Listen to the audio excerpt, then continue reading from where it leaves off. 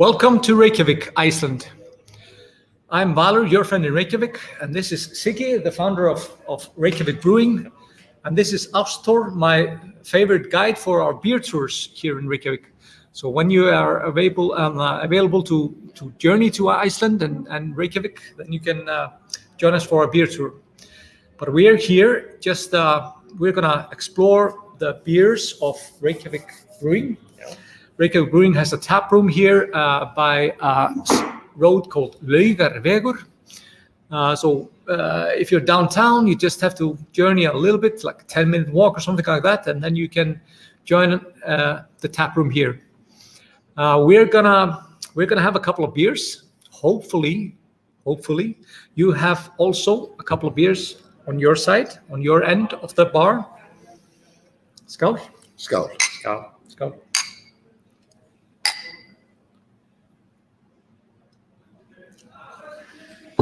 We've been practicing now for the last couple of hours for this run.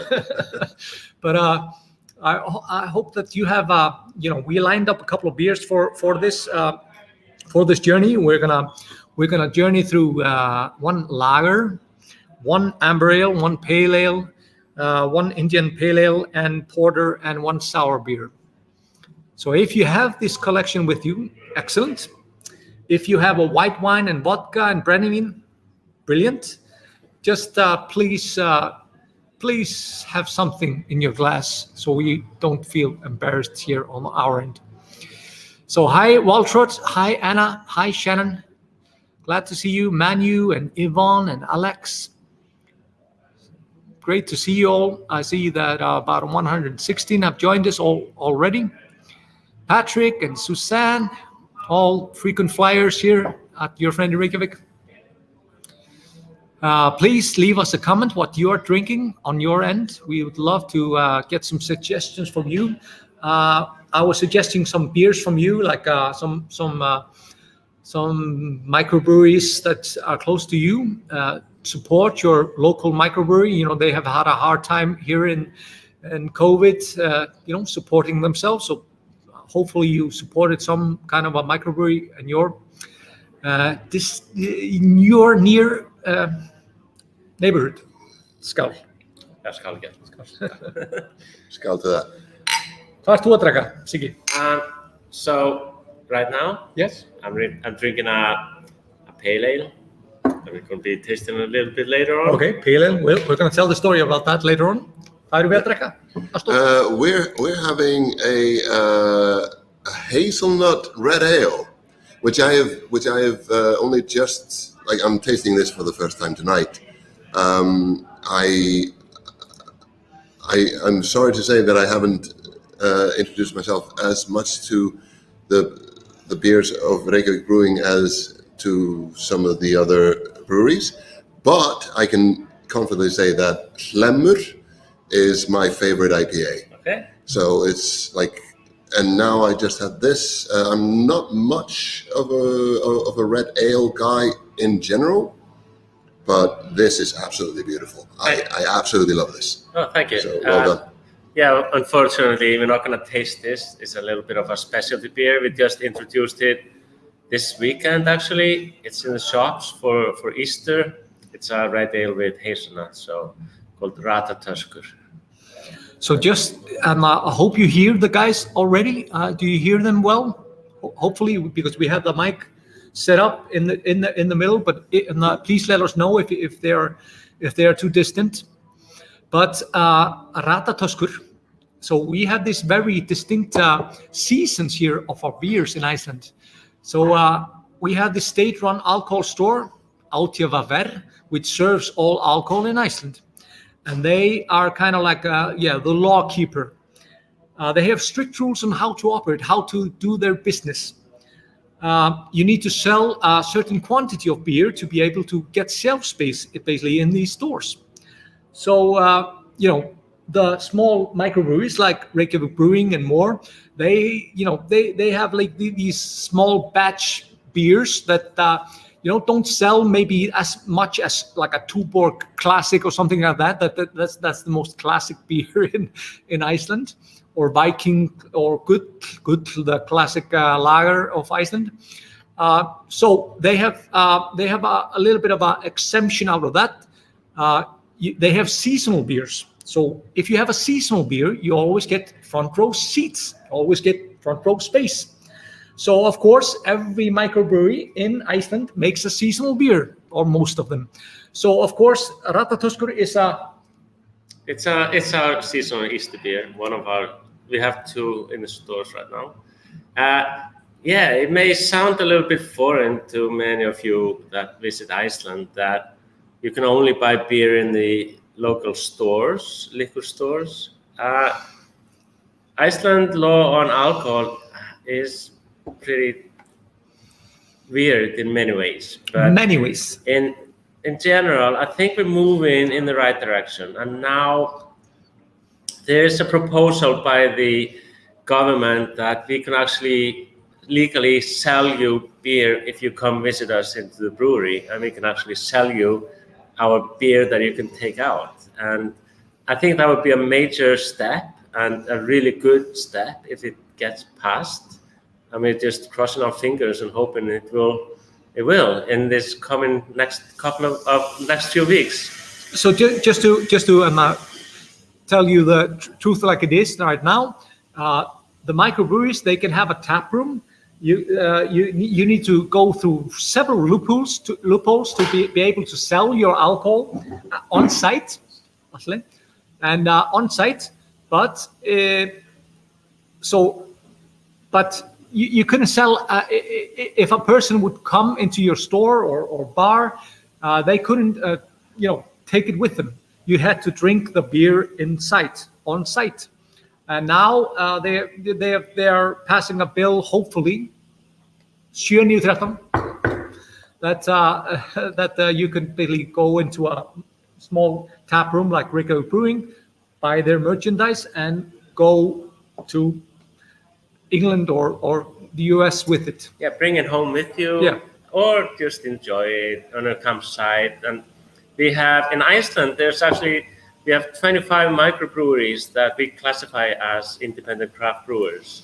There's a website, Independent Craft Brewers of Iceland. Can I stop you for 1 minute? Claire, I saw you that you were asking, are we meant to drink a certain beer right now? Which one? Please just drink whatever that you have easily available, like your favorite beer. If you have like a go-to beer, if you have like the 6-1 lined up that we talked about, like the lager and the amber and so forth, wait with those if you want, and just start with your standard beer while before we go into the styles. So we're going to start off just with an introduction, how it works here, and then we'll start with the beer style. So just okay. You can start with the lager if you want. If you have a half a liter of lager, then you can start with that, because we're just going to have a sample cases here. So we're just going to sample a couple. So maybe after this session, you can just mix them all together and have but we're going to start. So just bear that. Sorry. Oh yeah. I was talking about in Iceland, we have 25 small craft breweries that we classify as small independent craft brewery. They are located all around Iceland. You can find us on Iceland Craft Breweries, or the Iceland website is Handverksbrugghús, or find us on Facebook, just Iceland Craft Brewers. And we'll post in the comments after this session. We'll post links to everything, so don't worry. You don't need to remember Handverksbrugghús.is. Relax. And when you travel Iceland, it's in every part of Iceland, from the east to the west to the south to the north. And these breweries, most of them have either restaurant or tap room, and it's going to be interesting if you get the map from us and come and check off every place you visit and try the beers. And hopefully by next time you come to Iceland, you will be able to take out a few, maybe a 6-pack from each brewery, and take it back to your hotel or campsite, wherever you are staying, and enjoy it. during the night. For all of you, those that have done the Golden Circle and the regular stuff, now you can do like a craft brewery tour around Iceland. So Siggi and his Craft Brewery Association, they have basically made a map for you, so you can just follow the dots and go for a good beer, hopefully. Yes, definitely.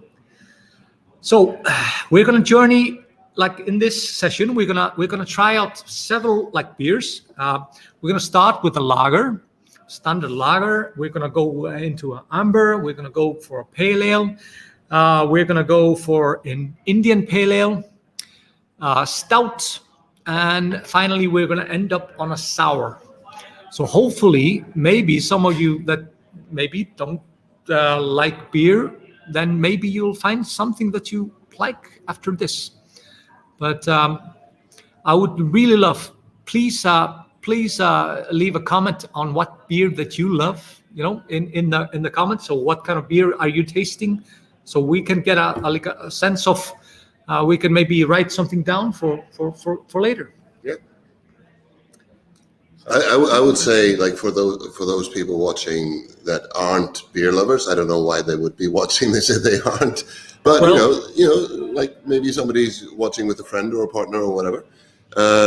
My bet, as somebody who's also worked as a bartender at a beer bar, at a beer lovers bar, whenever there's a group of people and somebody doesn't like beer, sure, we had red and white wine and spirits and stuff, but just to get them, I'm not a sours person myself, but somebody who doesn't like beer and I say, well, what do you like? What's your drink of choice? If they say white wine, I go, let me get you a sour.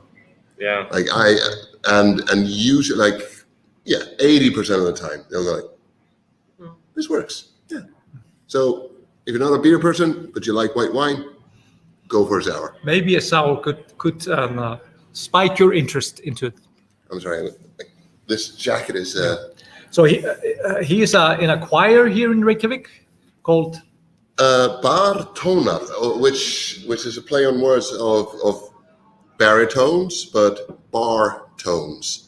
And I'm a very proud member. It's not a working men's choir, it's a drinking men's choir. We are the local choir of one of the most established bars / clubs here in Iceland. So I recommend for you to check out a book called 101 Reykjavik and a movie called 101 Reykjavik, and then you get the sense of what that bar's about. It's like a local drinking scene. I believe Damon Albarn still has a. He still has a stake in it. I think it's about like 2%. Yeah, Damon Albarn recently got his citizenship here in Iceland, so he's an Icelander. Damon Albarn of Blur and so much fame. Gorillaz, yeah, of course, brilliant band. So yeah, he just got an Icelandic citizenship, so he is basically an Icelander. Skál, Damon. And thank you, Brexit. So should we start testing the beer by the list? Yes. So we are gonna try out beers from RVK Brewing, of course. Please leave a comment what you are drinking back home. What lager are you drinking, so we can have an idea what you're drinking back home. It'll be interesting to see. You just gave a general kind of list of what we're going to be drinking, so it'd be interesting to see how other people manage to find local breweries or brews that fit the list. Looking forward to that. Yeah, I've seen several, and I've seen several interesting, like, small microbreweries that I've never heard of. So I'm really, I like to put a pin on my map. So it's brilliant. That's the reason why we're here in RVK Brewing, is because I got the opportunity to visit and go travel and visit a lot of smaller microbreweries and come into these places and see what they're doing. And I figured, hey, it would be nice to do this in Iceland. So now we're here, and let's see what you have back home where you are. But are we going to start with this beer here? Are you going to introduce it? Yes, or should I do it? You should, of course, do it. Yeah, Yeah, absolutely. I should do it. Okay, a lager is just. Some people call this beer, but I call it lager. It's what people most people associate with just the standard regular beer, but it's really the most complicated beer there is. Really? It's yeah. I mean, making a lager is probably most difficult task of a brewmaster because there's nothing really to hide anything. If you don't make a good lager, you will know it's not a good lager. And lager comes from German, means lagering, German word lagering, which means storing. And the key to lager is to store it for a long time. It takes a long time. A proper lager would take, in Germany, they would probably think that this is not a proper lager because we only lager it for like 5 to 6 weeks, whereas in German, they would do it 6 months. But bigger breweries do it in 14 days. But hey, let's see how it tastes like. Yeah. Skål. Skål.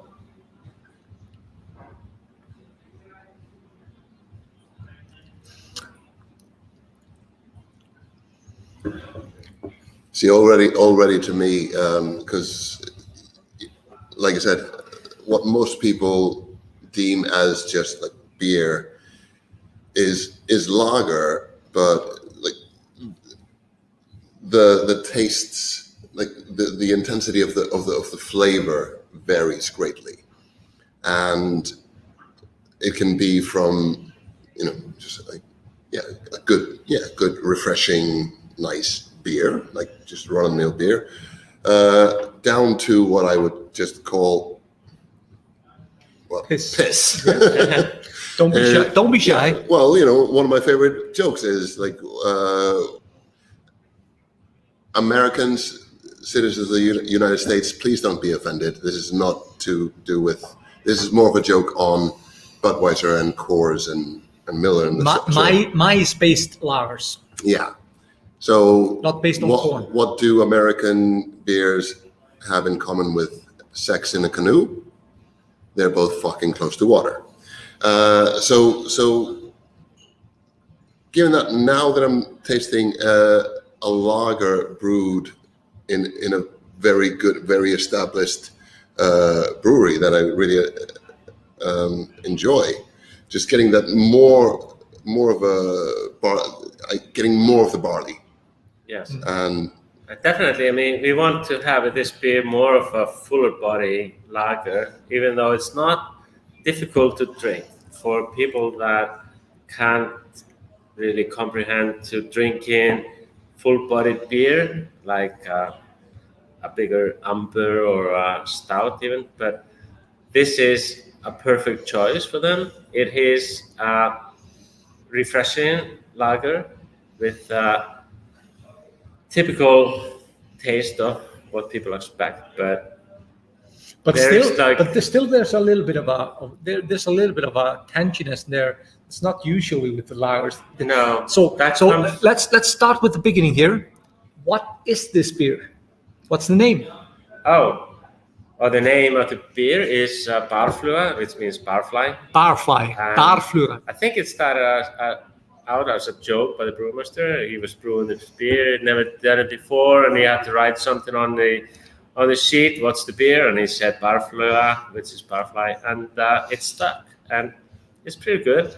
Very particular thing. If you have a bar, probably especially in the warmer climates, you'll see a couple of barflies. That's for sure. Oh, it doesn't even have to be in the warmer climates. No. Yeah, it's a play on words, right? It is, yeah. But we like it.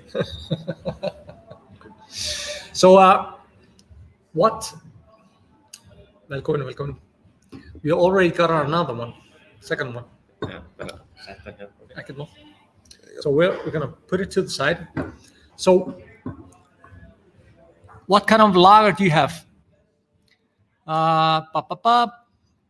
Stubby is asking why was beer banned until 1987. It was banned until 1989. We'll get to that.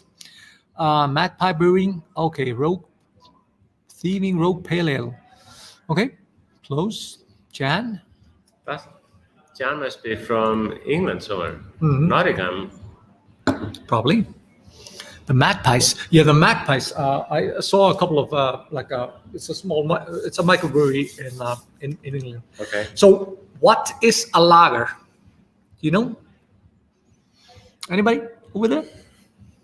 Well, lagers they made with different kind of yeast than all the other ales. Yes. So prior to maybe the late 1900s, so around, I'm not actually sure about the year, but in the late in the late 1800s, early 1900s, Carlsberg in Denmark, he managed to isolate the yeast, and then he was able to deliver yeast to the brewers that they could make beer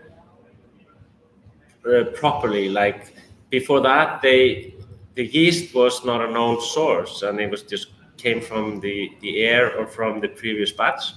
But managing to isolate the yeast meant that the brewers could actually make beer scientifically. They knew they had this much beer to make, and they just had to pitch this much yeast, which was delivered to them by Carlsberg. And that yeast was a lager yeast. So until then, most of the beer that people drank or was made was ales, but then it switched to lagers.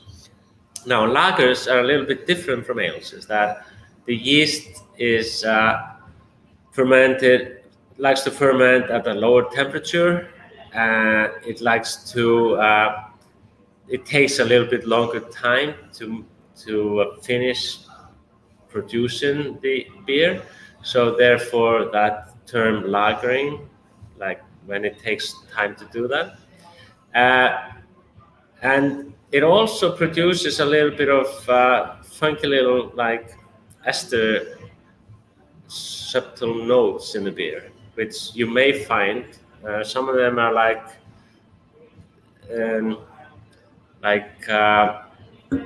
would be considered to be off flavors in many other beers, but in lagers they are considered to be totally fine. Yeah, Kind of interesting. But it's the origins of the lagers, of course, started a little bit earlier. For like in Germany, the Reinheitsboten, the thing about you would stay and you would store these lagers in the cellars. That's the lager, like Siggi told you earlier about. The sense of it's strange that it's harder to make a lager than an ale, because ales are more complex, more flavorful. You would think I'm a more like ale kind of stout, like darker, bigger beers.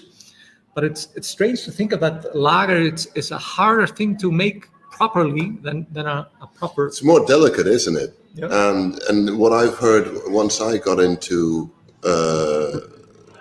craft beers, I lived in London for about 10 years, but I didn't even get into like the traditional ales or anything like that until about like 5 years into my stay there. Late bloomer.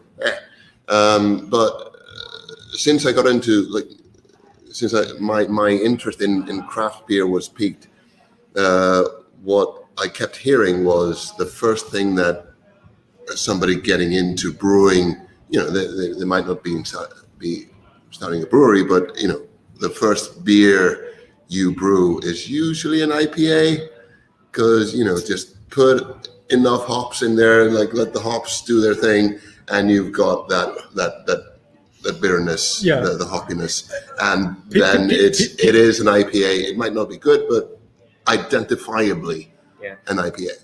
IPA is like the easiest. There's a reason why the hops and the profile in hops, they kind of hide away everything that you managed to screw up during the brewing. The bitterness kind of takes over. Whereas in lager, there's nothing. It's just like the emperor's new clothes. Like if it's not good, you cannot hide it. Yeah. So lager is the ultimate test to a good brewer, Pure. a brewmaster. Pure. It has to be good because you cannot hide it if it's not. This is surprising to me because I'm not a beer connoisseur. I'm a beer appreciator and a beer guide as to just the history of beer and booze in Iceland, and the varieties that we have on offer on the tours that I've done. But yeah, like this is surprising to me that a good lager, because since I got into since I started to appreciate craft beers, I started to put like regular lager down. I was like, oh no, that's not proper. That's not proper beer. Yeah. Well, But yeah, I have to admit, I don't drink this Barflua lager a lot, but I should. And now I'm drinking it now that I'm actually kind of enjoying it. And I have to say, somebody came into my brewery. He was a master brewer, and he had sent a note that he would be coming into the brewery, and I was happy to meet him. And he came in, and I said, "Can I offer you a beer?" And I said, proudly presented him to all the beers we were making, and he said, "Yeah, I'd like a lager." And I was like, "Okay." And then he said, "Well, if your lager is any good, it means your brewery is good." So that's how they, like the master brewers, they determine the quality. If you make a good lager, you're probably okay. Yeah. If you don't, then I guess, yeah. Well, The rest is history. Yeah. The point by Terence, lagering is German for cave, beer kept cold during fermentation. That's what we've been trying to say, maybe not clearly enough. We've been having a lot of, couple of beers. Sorry, Terence, but Sorry times? No, not sorry times. Terence. I see. I'm drinking. Valerie is drinking Mill Race IPA. Valerie, you're a little bit ahead of us, but okay, we forgive you. We forgive you. So we've had our lagers. Have you had your lagers, guys? Cheers to your Stout. lager. Cheers to a good lager. Thank you. I'm not a big lager person myself. I like my beers a little bit darker or IPAs. Just had a really nice one, dark lager downtown. But we're not gonna mention that as we're in your brewery. No. So, but you Well, all of you brewers here in Iceland, you're friends, right? Oh, You're absolutely. not like in. The brewer community in Iceland, like I said, is 25 breweries spread around Iceland, and everybody knows everybody. So you go into any brewery in Iceland, and you strike up a conversation with the owners or the people, and they will gladly point you to ask you where you're going, and then will gladly point you to go visit anybody else. I mean, there is no rivalry in that sense. Like, we all like to make sure that everybody has the proper good beer when you visit Iceland. it's a small island after all, so Yeah. And it would be all interesting. the animals in the farm are friendly. Yes. 25 breweries, 25 nights. I mean, Yeah. it could be done. Siggi. Yeah, cheers. Okay. Oh, yeah. We are moving on to the Amber. Amber Ale, round 2. What is this? It's our classic Amber. It's called After Hours Amber Ale. A little bit, 5.7% ABV, I think. Just one of our staple beers, only available on keg, but really easy drinking and really nice. Especially like on a winter's evening like today, when it's really not a winter in Iceland anymore. It's 8 degrees Celsius. Yeah, 8 Not degrees too bad. centigrade and rain and wind like usual. After Hours Amber Ale. Skål. Scout. Skål. Skål.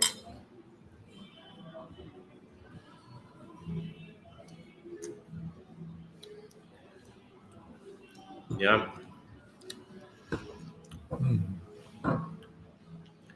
Like Quite it. good.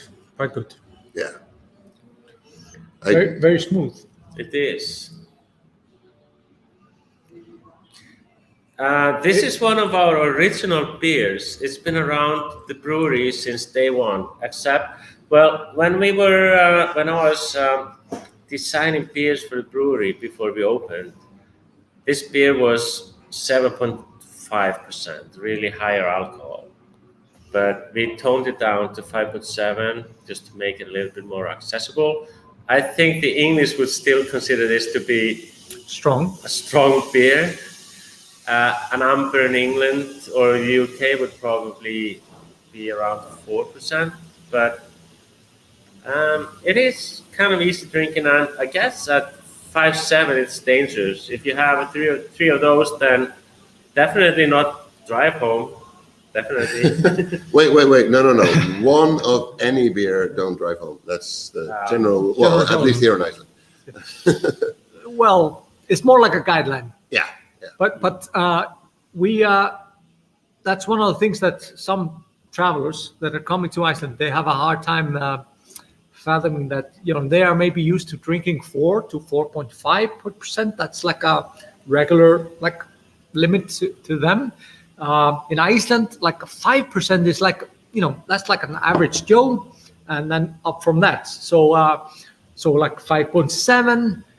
I was drinking 9.9 and 11% just earlier. So, it varies. So well, actually, the beer you buy in the stores may be 5% or 5.5, but when you go to the restaurant, the same brand of beer could be 4.5. They tone it down. That's mostly because of taxes. In Iceland, beer is taxed on alcohol percentage. Okay.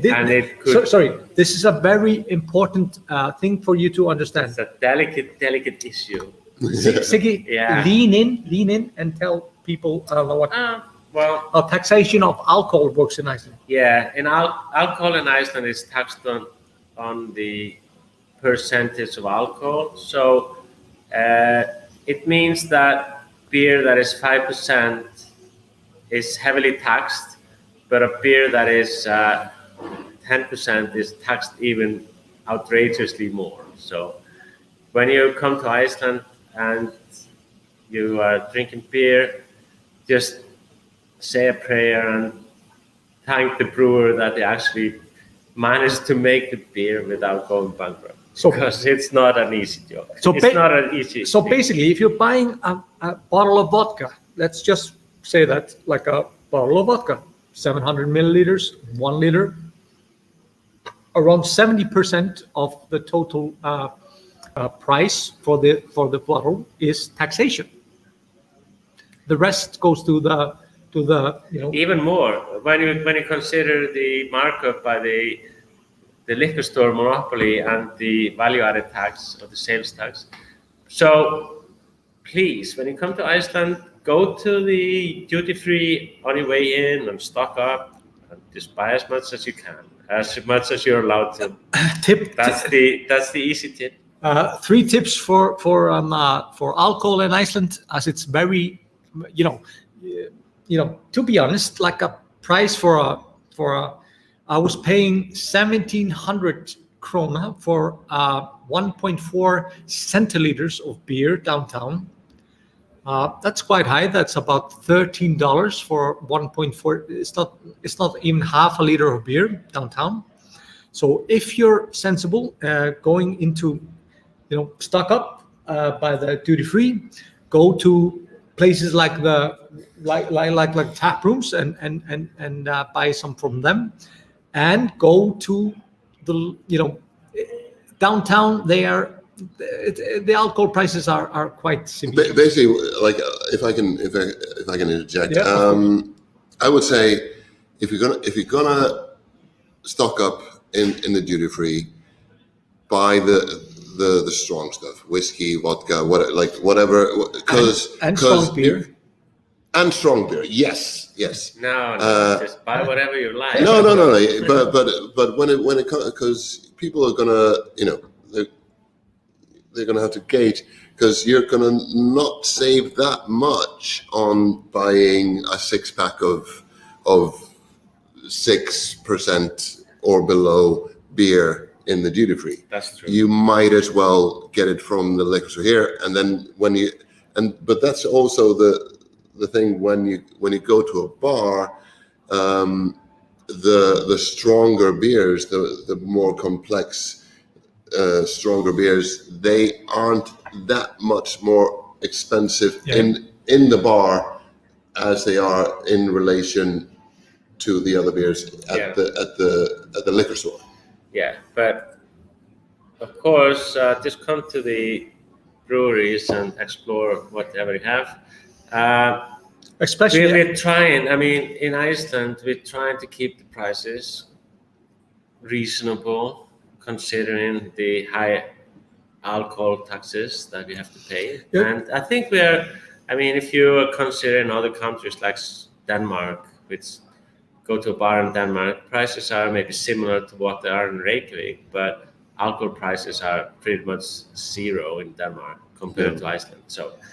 It's the producer that is actually. Just consider that Iceland has basically the highest taxation percentage of any nation in the world. Alcohol. On alcohol. Yeah. That's the truth. Yeah. And We are on it's not just based on the alcohol percentage. It's also, we have the state-run alcohol stores that take also a cut. And then we have the small micro breweries that are trying or trying to make beer or gin or vodka, and they're trying to make a living. So keep that in mind.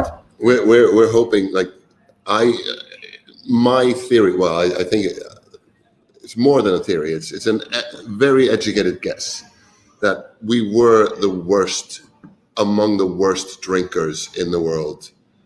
Like, the Icelanders' attitude towards alcohol was not to go, oh, this is nice. Okay. Then I might get a bit tipsy in the. Let's go back in time a little bit. Yeah. So it's really strange that so Iceland is a barren country, really barren country. So when the first Vikings arrived here around 900s. They were used to growing their own barley and corn for making beer and mead. Mead is made out of honey and bees, which is not a lot of bees in Iceland, none. So they arrived here. They tried to grow their corn and barley, and they did, and still, if you have read some of the Icelandic sagas, it's very funny to think about the Icelandic sagas. If you think about that, many times they tell the stories about, there was this wedding, and this wedding, like a wedding, general wedding in Iceland, takes about a day, maybe half a day. But back in the Viking era, a wedding took maybe a week. Because at the time, making beer was a fresh, beer was a fresh product. So you need to consume it while it was fresh. It spoiled after a couple of days. So they were basically they made the beer, they drank the beer, they finished the beer, and so they made sure it lasted. They finished everything, and that's like a core ingredient of Icelanders. We finish everything. Our sheep, we eat everything from the head to the toe. So same with the beer. Yeah, waste not, want not. and a part of me, I haven't researched this, but when it came to the strong alcohol, whatever spirits we made, the forefathers of brennivin, whatever spirit people could muster up, it probably tasted terrible, but it made the desired effect. So when people would have, they would work hard, work their asses off from getting up in the morning, and then going to bed at night, and then but when there was this off chance, now we can have fun. Yeah. They would just go crazy. Yeah, the point was the point was not to enjoy the alcohol. No, it's just I need to forget how shitty my life is just for an evening, and all the stuff and then all of the crazy shit from people in that situation getting that drunk burst out. And now it's as a nation we haven't grown up that fast. Well we're growing up fast now, but I have to agree with so the point Ástþór is making is that we have a really troubled past with alcohol here in Iceland. We have just to take an example, one of the our prized heritage is the Icelandic sagas, the stories about the Vikings, like a guy called Egill Skallagrímsson, the famous Viking. He was at age 3.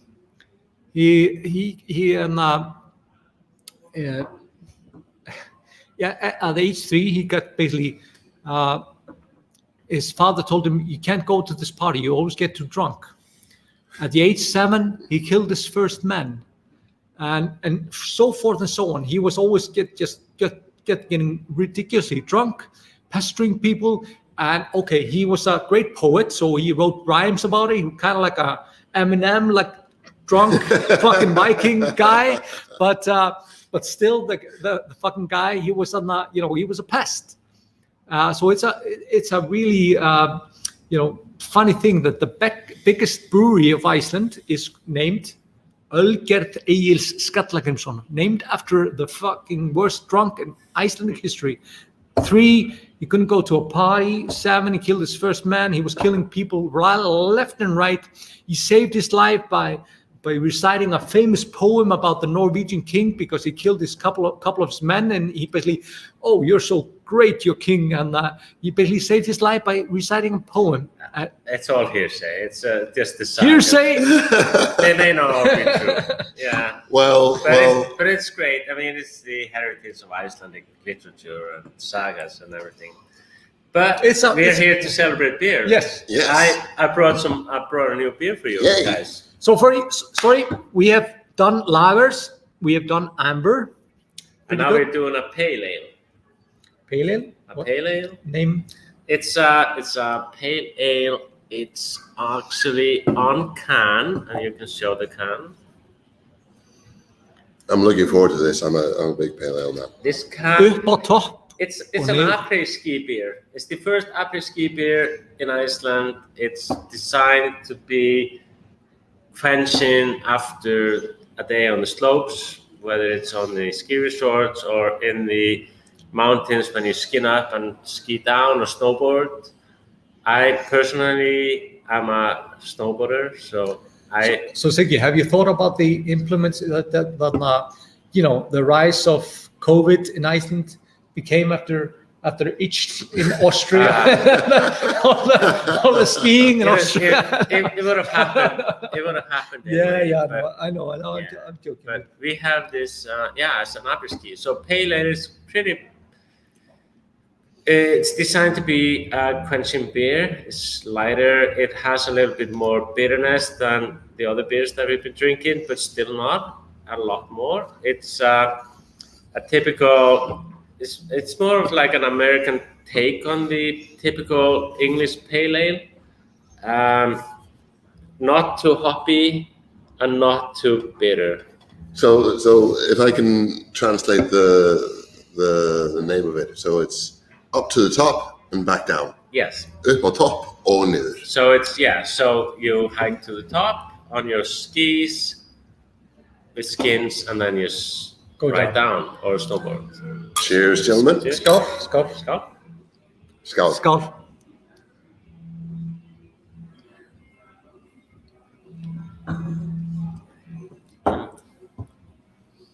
I need a couple of sips to wash the other one out. Yeah.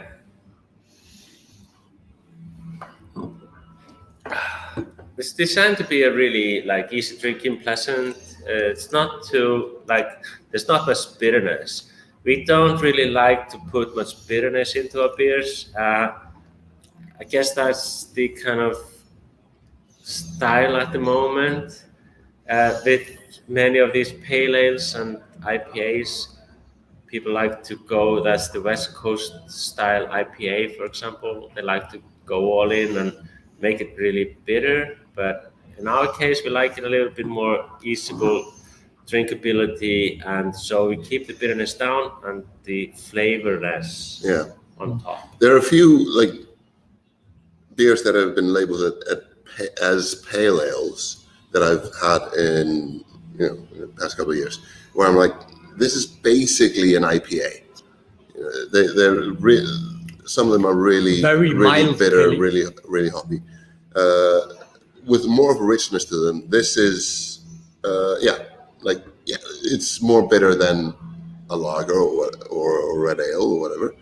But I'm not a fan of oranges, but I'm getting a little bit of the orangey citrus there. Yeah. So see this? Do you see this? That's one of the beauties of like microbreweries. It's unfiltered, so you get all the flavors, all the juices right into your mouth.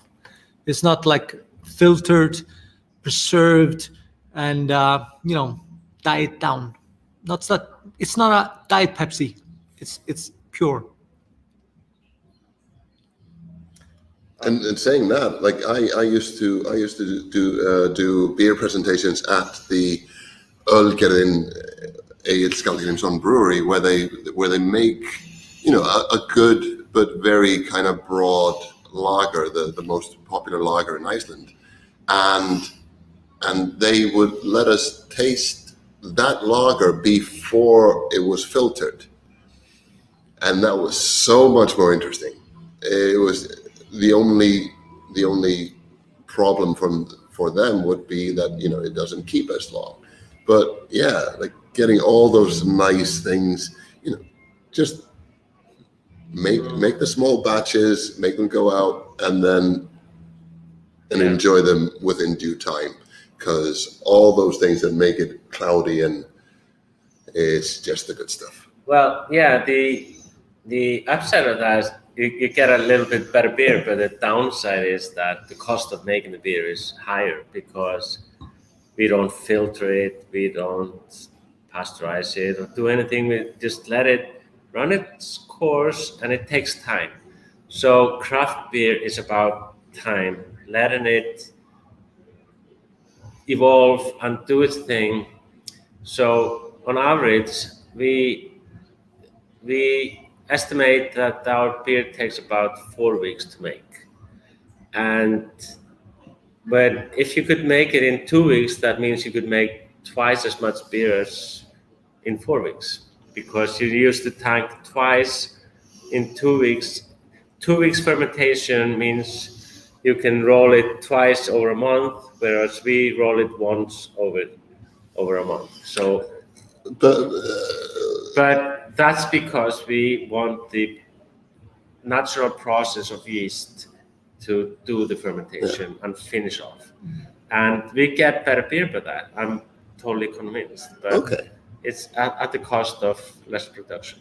Now again, I'm the absolute novice when it comes to beer making, so I'm going to ask the question that a lot of people are probably asking, because I said, unfiltered beer is more interesting than beer that's gone through the filtering process, but you're saying it's more expensive. Yes.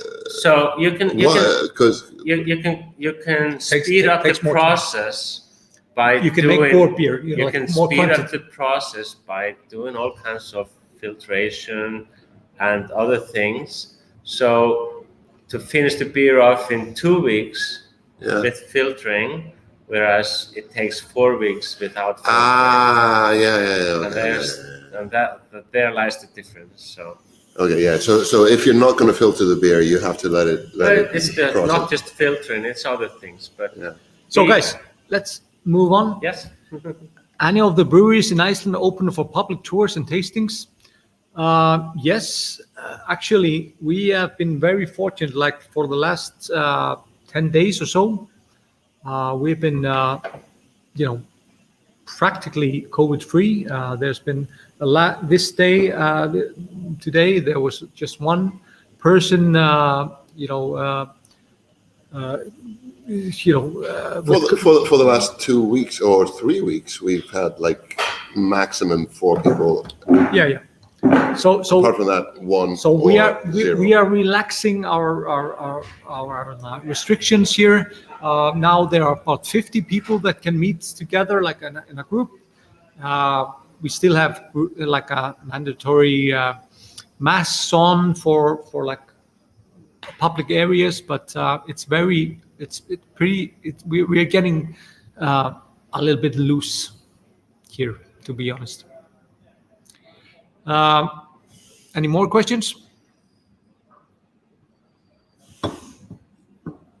Pat is asking, I'm learning so much. India Pale Ale, main beer company, Freeport, named another one, Indian Pale Ale. So our next one is Indian Pale Ale. Do you know why it's called Indian Pale Ale? Wait. India, not Indian. India. Sorry. India. Sorry. True story. Yeah. Are you drunk? No, Claire, I'm not drunk, but I'm tipsy, to be honest. Stephen is drinking hazy little thing. Sounds good. Scowl. Hangovers are just a thing of your imagination. I beg to differ, but Shannon, not pale ales are, so not all pale ales are bitter. No. It depends a lot on the brewery. So Indian pale ales are usually bitter because they add hops. Hops is like the key ingredients of Indian pale ales, and double IPAs and triple IPAs. They are just doubling the the hops and tripling the IP and the hops for those beers. So pale ales, they can be very smooth. Depends on the manufacturer, on the beer. yeah, like as I was saying earlier, it has surprised me to recently that I've tasted a few pale ales that are quite bitter. Not in that are like kind of bordering on the IPA scale. It's not a general thing. Yeah, but like, can I impart what I know about beer in case there are some people watching that don't know what an IPA is or why it came to be. So IPA, I hear a lot of people say they call it an Indian Pale Ale. It's an India Pale Ale. It originates in Britain, and it was so when Britain had their colony in India. Of course, their armies there and their people, the Brits in India wanted their beer, their British beer, but it wouldn't keep that much. Just off the boat, fine, but it wouldn't keep that for that much longer. So they needed a way to keep it fresh, or at least keep it fresh for longer. And the way they did it was to add hops. The hops, any sort of spice, this like with anything. That's why spicy foods are more prevalent in hot countries. You need the spice to kind of preserve it. So the hops would, if you add more hops, the beer will keep for longer. Therefore, India Pale Ale is more hoppy and more bitter. So we have an IPA here, an India Pale Ale. It's actually a sessionable IPA, meaning that it's lower alcohol. This one is sub 5%, whereas a proper IPA would be in the region of 6.5. It just means that it's more drinkable, quenchable, like you can drown this glass in no time at all. What do you think, guys? Ooh, wait. Hnodri. That's the name of the beer. If you compare yeah, it to the that's- previous pale ale, it has a little bit more of a kick to it. A little bit like you can taste that it has a little bit more flavor and substance. Although, Yeah, I like this better one than. I questioned myself taking the first sip because I hadn't washed my mouth out. So I was like, wait, because I'm a big fan of this. I'd forgotten when I talked big about Lemur, yeah. And but so, I'd forgotten about Holiday, and I absolutely love this beer. yeah, Holiday though, it's a bit of a in your mouth. The Icelanders like to put these what is this? The vowel. I always confuse whether it's the vowel or the consonants, like H and O together. No. Americans probably and English speaking people probably can't do that. It's a no, whereas they would probably do hon or something. Holiday. It's Icelandic language is sometimes can be really difficult for other people to pronounce, but we like to say nonary. So if you What would be the English word for Hnodri? Like fluffy. Fluffy? A fluffy thing. The A fluffy fluff- the thing. fluffy- Yeah. Fluffy. It's something that is like fluffy, soft, and like feathers and stuff. So, given that name, we decided to come up with a design that is anything but fluffy and soft and design. So we have this really mad drawing on that can. Yeah, because we like to go crazy a little crazy sometimes. That is kind of the Icelandic way when it comes to alcohol. It's just let's go a bit crazy. Yeah. It is really good. Yeah, thank you. Yeah. I like Hnodri. Can anybody pronounce it back home? Hnodri? H-N-O-D-R-E. Hnodri.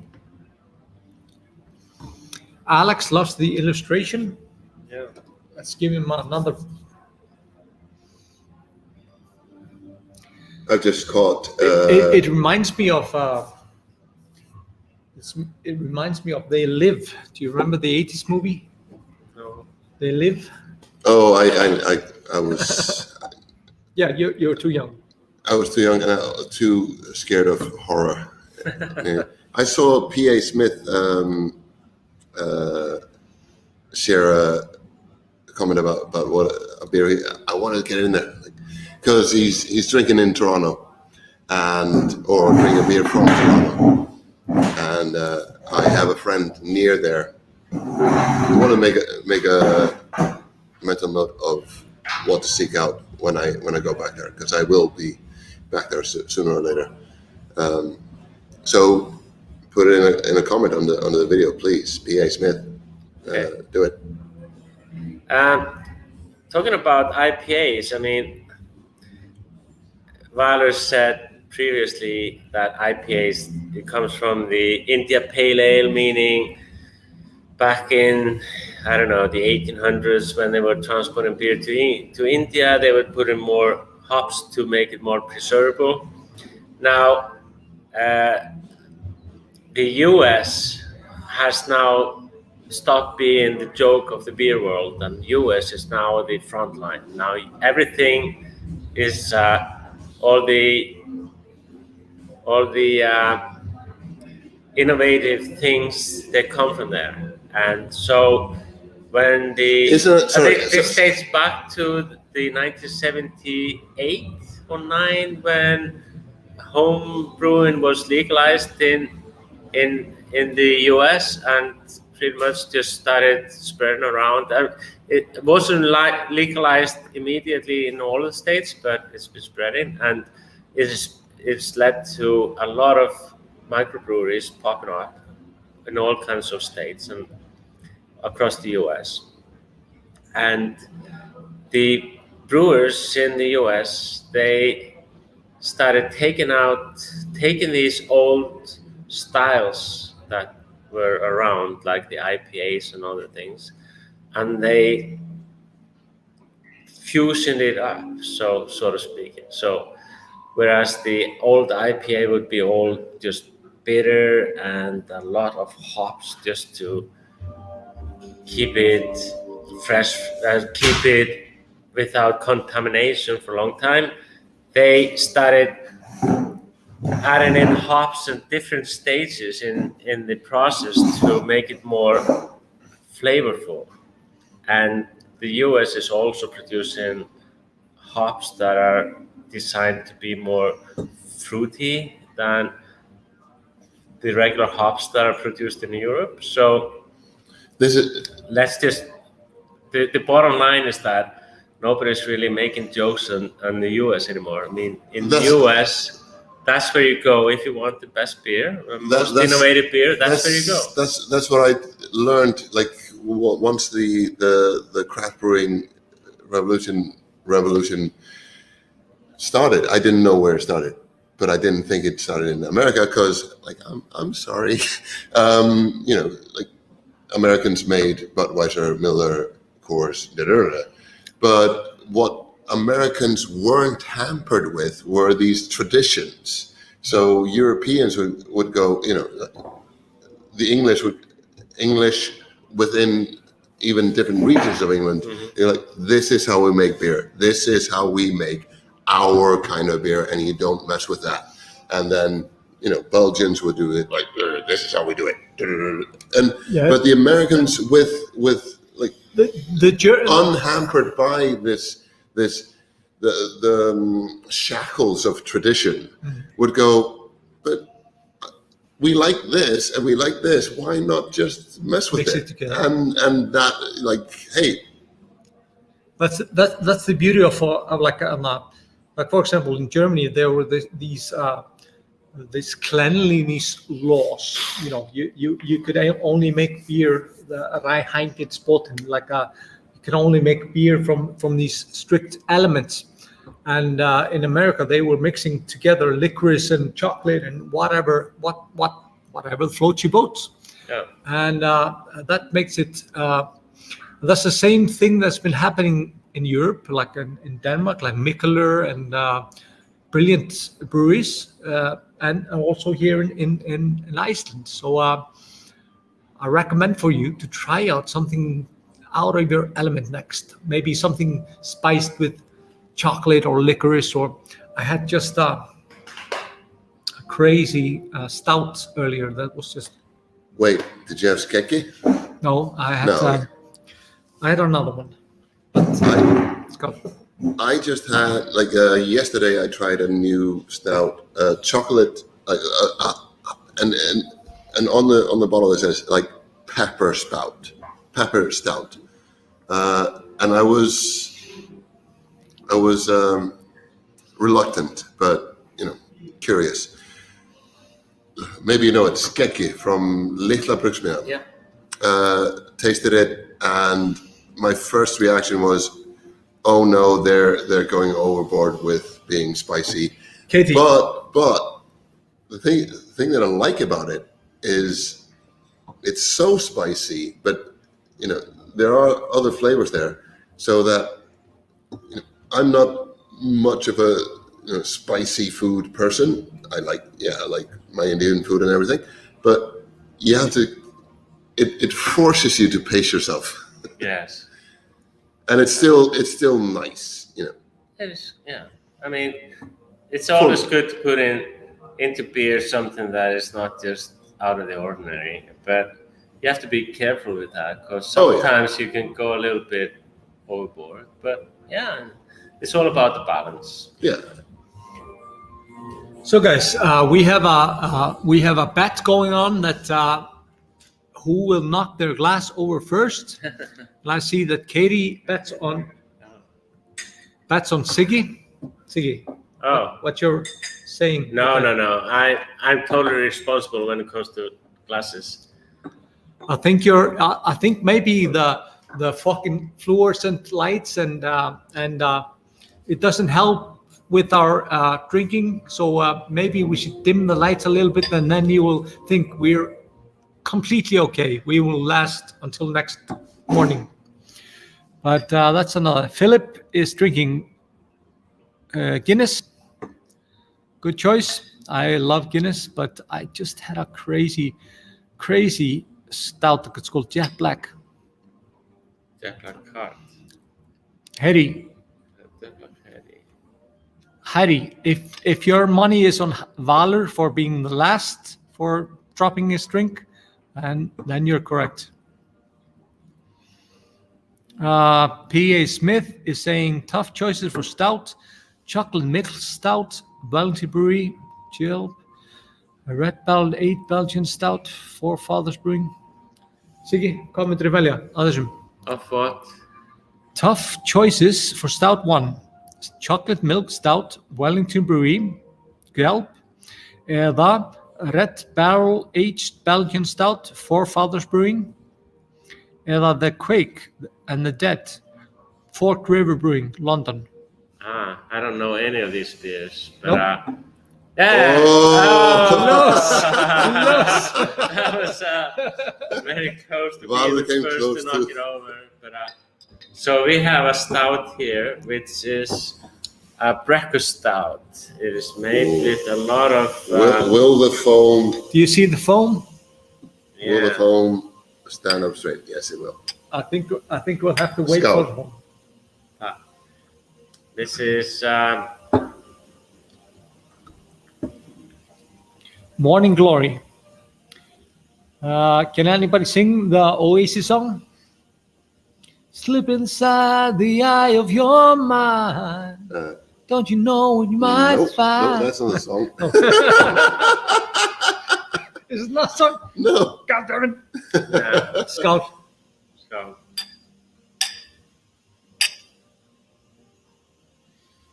This is a stout made with everything you would put into a regular breakfast, like cereal, oatmeal, coffee, bacon. Didn't put in any eggs though, but it's strictly not vegan because of the bacon. And then a lot of lactose to make it a little sweet. It's the last few bottles we have around in the brewery. I thought it would be nice just to This is absolutely beautiful. taste it, because So this will be gone in a week or two, and it will never return. So guys, Morning Glory. The ingredients: Cocoa Pops, oat cereal or oatmeal, bacon, pancakes, Canadian syrup, Maple syrup. maple syrup, Yes. and bean coffee. Oh yeah, coffee. So everything a growing man needs. Yeah, everything to get you going. Started in the morning. Meant to be drunk before noon. Or it can be enjoyed in the afternoon, like tonight. It's beautiful. It's This is my kind of beer. Like a full-bodied, all kinds of things happening at once. still it's not that heavy. It's what, 6.5, I think. No, it's what is it? It says on the front. I think it's 6.5. Yeah, 6%. 6%. Yeah. So, Katie, what's the story? What's the story in Morning Glory? What do you want the story to be, Katie? How do you like your day to be? But this beer, it's just it's got a really huge volume. It's like even though it's just 6%, and I'm used to drinking beers from 7 to 11%.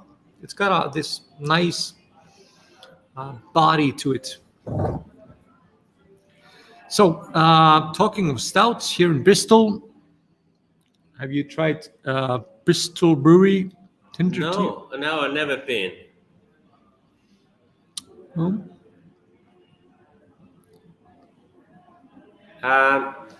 Usually, when I'm in the UK, I like to hit the kegs. Sorry, the casks. And in Iceland, there's not much tradition about casks, but there's one cask pump in Iceland, and it happens to be in this taproom. So we make cask beer, and if you come to Iceland, you like cask beer, this is the place to go. Sounds good. So we didn't talk about the interesting history of beer in Iceland. So Iceland, strangely enough, there was a temperance movement, similar like in the States and more countries, that pushed for a total ban of all alcohol in the country, and they succeeded in pushing for a referendum, like a vote, if we should ban or allow alcohol in Iceland. And unfortunately, 1915, they succeeded. There was a ban on all alcohol in Iceland. So 1915, ban. But of course, like in any other country in the world, no ban could ever last. There was, there were these bootleggers that took over, and I'll tell you more stories about that later on. But finally, 1935, they allowed all alcohol again, except beer. Except beer. Strangely enough, you could drink absinthe, you could drink 90% fucking vodka, but you couldn't drink beer. And strangely enough, this ban stood the test of time until 1989. 1st of March, 1989. So from 1915 to 1989, 74 years, there was a total ban of all beer in Iceland. And I can tell you many stories about that beer ban, funny stories. But in the short, like a covering that we're telling you tonight, we allowed beer 1st of March 1989, and ever since 1st of March is like beer day. Every bar in Iceland has like a beer offering or beer day or beer festival. Oh, by the way, what's going to happen here on Monday? We're going to be closed. So. Oh, no. But my choir, as it was established. Sorry, Patrick. I'm sorry for swearing. I'm a member of a drinking men's choir. Our next rehearsal is on the 1st of March. Okay. So it's going to be a good rehearsal. Yeah, I bet it is. Keep it short. Like 1st of March is like a sacred day for beer lovers in Iceland. That was the first day for 74 years that we were finally allowed to drink beer. And there are so many stories to tell you, what happened from 1915 to 1989, but that will wait another time. But, usually there's one beer festival like every year, but it didn't happen, of course, last year because of COVID. But every year, so if you're traveling to Iceland, if you're lovers of beers, maybe think about beginning of March, 1st of March, around 1st of March. There's probably going to be a beer festival, something that, fun to happening about beer. And do you understand? Final beer. Final beer. This is the final sour beer. Oh, yes. Okay, tell me. Now you have to tell me you have to prepare me for this sour. Because, as I said before, I'm not a big sour person. Oh. So I need to know what I'm about to taste. What we do with this beer, we sour it with skyr. The skyr is the local yogurt. It has culture in it that we managed to activate in our wort for 24 hours to produce a sour wort, and then we produce it like a regular beer. And so it's not strictly vegan, but it is good. We to balance out the sourness, we put in fruit. In this beer, we put in passion fruit. Okay. So the name of the beer is "Let's Just Be Friends." It came out of because we have sour and passion, and so whenever there's a passionate relationship goes sour, then you say, "Oh, let's just be friends," right? I don't know, but It makes a lot of sense. that is Yeah. that's our take on that. We have a nice little illustration on front of two birds that are friends. Yeah. What do you think of this? So guys, are you ready for tasting your sour beer? Did you have some sour beer? Because I knew some of you had trouble thinking about what is a sour beer, a gose beer or so. Yeah. A gose is a similar beer, but it might have a little saltiness to it. Whereas this one doesn't. Can I ask a question? Yes. Somebody told me a while ago that a sour beer doesn't have to taste sour. I don't know. That the definition of a sour beer is just to has to do with the process. Right. Have a certain I acidity. guess my first interaction with sour beer was in Berlin, and I was drinking Berliner Weisse. And now in Berlin, if ever you go to Berlin, they have this Berliner Weisse. It's a yellow beer like this, but they will never sell you this beer. They will always have two cans of sweetener on the side. One is red, one is green, and it's like one is, I can't remember which one it is, but you can have a sweetener inside.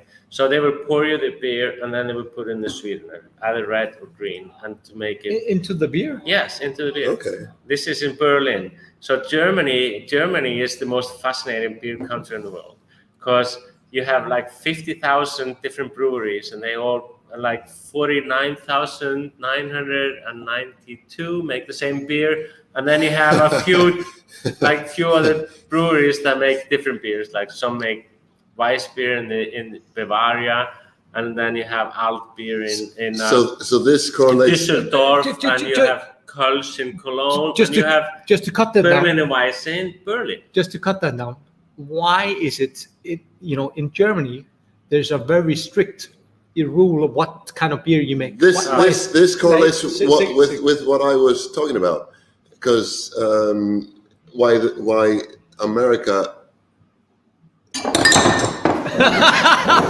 He won. There we go. Yeah. Why America anyway, instigated the But then- craft brewing revolution? But then Berliner Weisse is produced as a beer, and then as it gets served, you add in the sweetener. Whereas we put in the sweetener into the beer, and so you get it already sweetened. That's the difference. Okay, but the point of Now I'm embarrassed. no, it's So okay. he lost. It's okay. But the point is that why is it that 99% of German breweries are making the same beer? Oh, it's just tradition. I mean, they make good beer, and it's just tradition. That's what they do. Well, okay. And they like the lagers, and it's nothing wrong with that. No, It's just but nothing. but the origins were, of course, they were laws that were put down in Germany that you should only brew beer from certain ingredients. Reinheitsgebot, Reinheitsgebot. and it's the 4 basic ingredients, but even within the Reinheitsgebot, Tell the people what is Reinheitsgebot. What's the Reinheitsgebot means that you can only brew beer from water, barley, and hops. Then they later added in yeast when they figured out there was yeast. But within the Reinheitsgebot, you can make all kinds of beer. I mean, you just have to use different kind of roasting for for the barley to make it a lighter beer or a darker beer. But the Germans are predominantly lager people. That's nothing wrong with that. But I've been to different towns, like in Düsseldorf, you have the Alt beer, which is a little bit darker beer. It's a darker style of lager. And then you go to, can't remember the town where the story goes that the local brewery,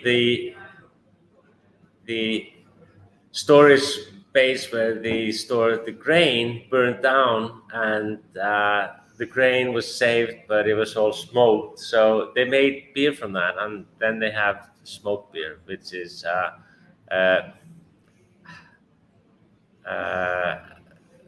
it's like a niche German style of beer, smoked beer.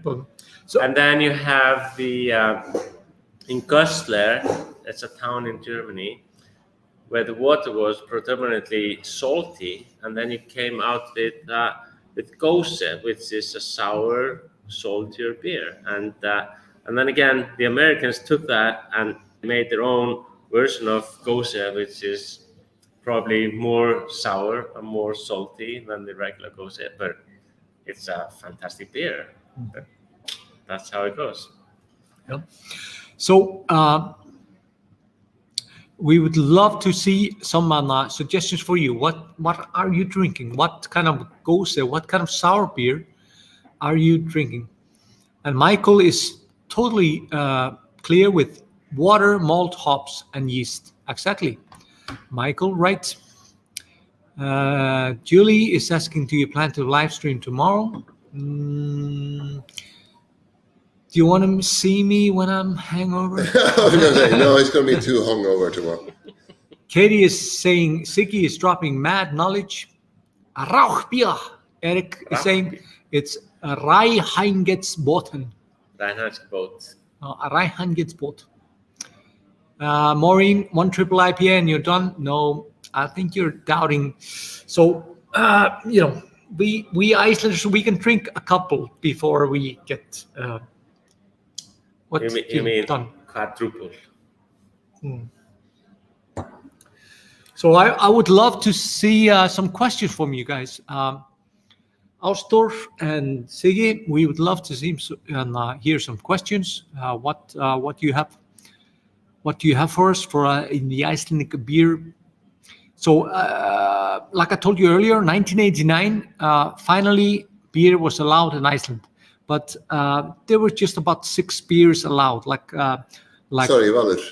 Good list, the most known lager, the common lager. If you've been to Iceland, good list, like the beer that you probably had, but. Somebody asked,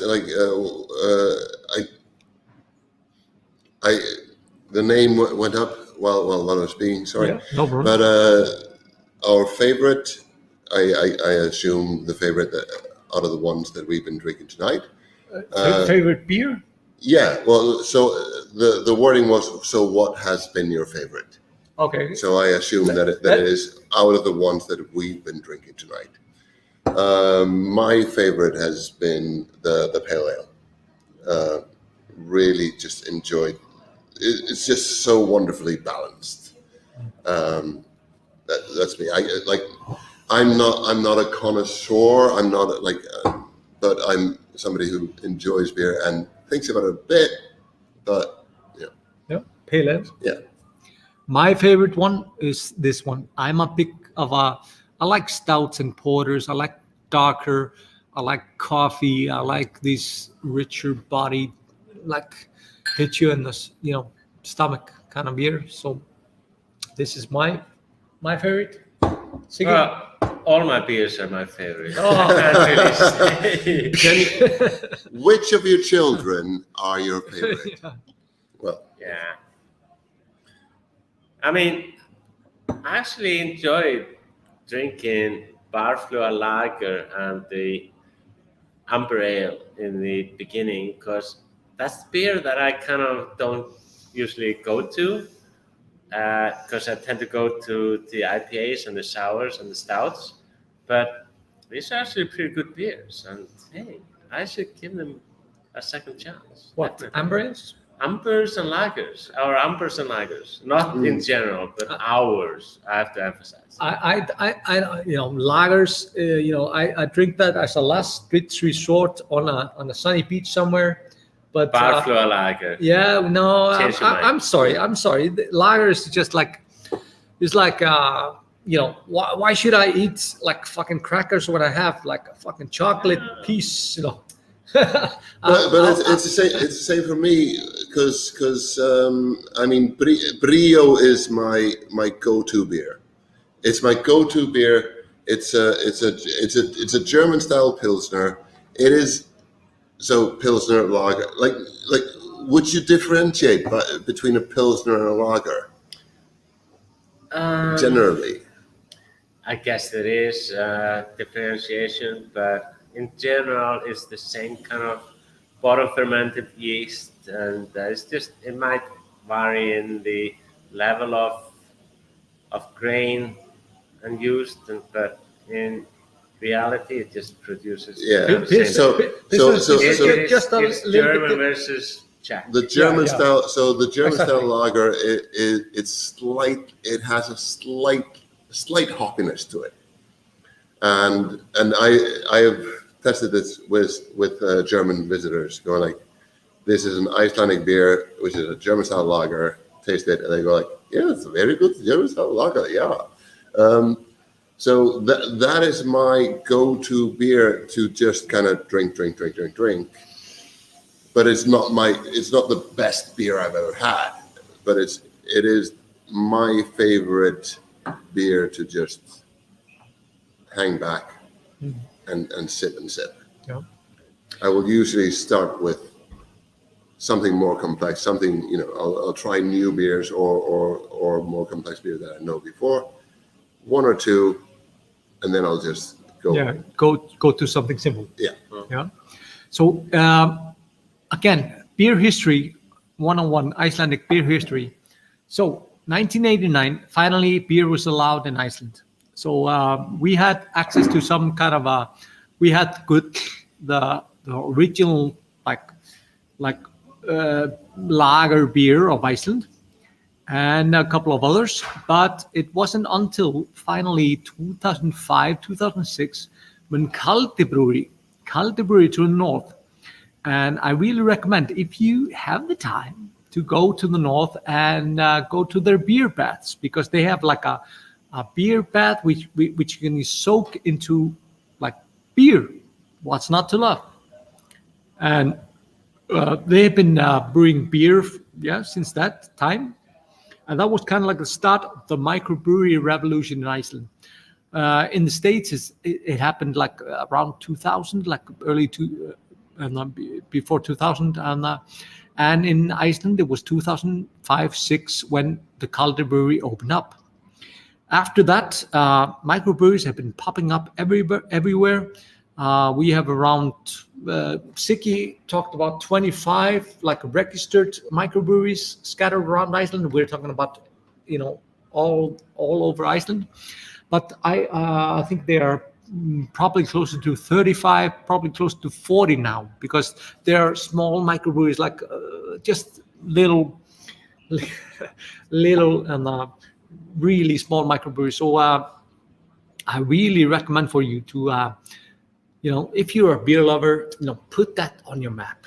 Go to each town when you're traveling. If you're going around Iceland, visit the breweries, small microbreweries. Except they're possibly passing a law where you can buy a couple of beers from each brewery. So you can go to Reykjavik Brewery and you can buy a couple of beers, because today you can't go outside with. You can go here and buy beer, and you can drink beer here inside their establishment, but you can't go outside with it. But hopefully, if this law passes, then you can you can go and just stock up and just have a merry time. Anything you want to add, Ástþór? No, not really. This has been very comprehensive, and I like to say thanks for inviting me here. It's been a lot of fun. Thank you, everybody who's been watching, and I hope you all had fun and learned something. Michael is asking, how many brands are filtered beer? So, Michael, if you're going for a microbrewery, usually the best microbreweries are unfiltered beer, because then it's like basically straight from the cow. You are getting all the ingredients just mixed together, and you're just getting it straight to your belly. So I recommend unfiltered. It's not bad to have beer that you see. Do you see that's this is, you can't see through that beer. It's good. While you have maybe like this, like a white wine, it's good. It's this is sour beer, so it's closer to white wine or closer to the. I will disagree with you here, because you can see right straight through this, but this is absolutely beautiful. But hazelnut red ale. Still the hazelnut, yeah. Yeah, but I'm saying that haziness is not bad. That's my point. Oh no, yeah. That's my point. So that's don't be afraid of beers that are hazy. It could be a sign of just better beer. Brindis is tipsy. June is enjoying it. Katie, only one glass down. Katie, then I hope you have Brennimin. Dame is thinking about an Icelandic hot dog. Michael said, I installed the new membrane technology at Ölgerðin. Karen is drinking hazy. So we have a lot of comments popping in. Should we be worried about Siggi? No, he came back. No. I was just checking the details. Beer bath was one of the best things I ever done in my life. Also got drunk, still. True story. I went to the beer bath with my wife. Unfortunately, they had like a triple kaldi on offer, like a cloister beer, like a some. When we're talking about like these monastery beers, or so they had these double or triple or quadruple beers, and unfortunately, Kaldi had a quadruple beer, like a very strong beer at the time when I visited that establishment. So yeah, I got a little bit tipsy. Tipsy, that's the word. Round 2 for Siggi. Mm-hmm. Maureen is just saying, gorgeous. Thank you, lads. Dame is asking. Thank you, Maureen. Dame is asking, can you drink the beer from the bath? I would not recommend that. You're soaking in the. But so it's like a hot tub, like a beer, like a wooden hot tub. But then you have a beer tap on the end. So you have a glass, so you can just drink as much as you want at the time that you're allocated. So it's about 40 minutes, I think. Have you been to the beer bath of Kaldi? No, I've never been. No, I have to go. What are you doing here? Yeah. So, like I said, we would love to recommend for you to go here. When you eventually are able to travel to Iceland, we're going to have a beer tour together. Ástþór or me or one of my guys are gonna join you for a couple of beers. And Siggi, if you wanna do some like a micro beer hop. I would just recommend you check out the Iceland craft brewers, and you map out your trip to make sure you visit as many microbreweries around Iceland as possible.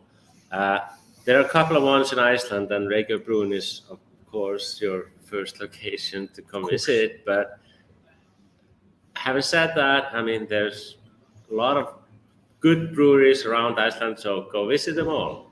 Thank you. What's the website? On the Icelandic breweries, Icelandic microbreweries? We're going to put it in the comments. Yeah, we'll put it in the comments, but the website posts to a Facebook website. So Iceland Craft Brewers, I think Craft Brewers of Iceland, Independent Craft Brewers of Iceland, sorry. Okay. Independent Craft Brewers Iceland. No problem. I'll put it on the comments later. Thank you, Shannon. Thank you, Karen. Thank you, Michelle, Cheryl, Julie. Yes. Should we say a final cheers? Yeah. Yeah. Want to say skål? Yeah. Skål. Skål. Skål. Skål. Skål.